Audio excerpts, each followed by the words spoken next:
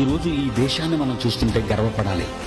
ఈ దేశంలో మనం ఇలా నిలబడి దేవుని గురించి, ఎవరు ఏ దేవుని గురించి చెప్పుకున్నా మంచి రాజ్యాంగాన్ని, మంచి చట్టాలను, శాసనాలను చేసిన దేశం, మత స్వాతంత్ర్యం ఉన్న దేశం. ఒక మాటలో చెప్పాలి అంటే హైందవ సోదరులు, ఇక్కడున్న ముస్లిం సోదరులు, ఇక్కడున్న క్రైస్తవ సోదరులు అంతా ఒకే భావన, ఒకే మాట, ఒకే ఆలోచన.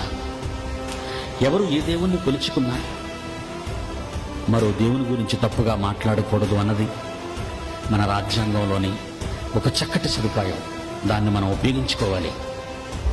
ఈరోజు చాలామంది క్రైస్తవ బోధకులు తెలుసుకోవలసిన ప్రత్యేకమైన విషయం, నీ యేసు ఎంత ప్రేమామయుడో ఈ ప్రపంచానికి చెప్పు. మరో దేవుడు మంచివాడు కాదని గాని నీ ముందున్న సోదరుని అవమానపరిచి హేళన చేసే పదాలు మతానికి, వారి మతానికి, వారు అనుకున్న వారి విశ్వాసాలకి మనం భిన్నంగా మాట్లాడకూడదు.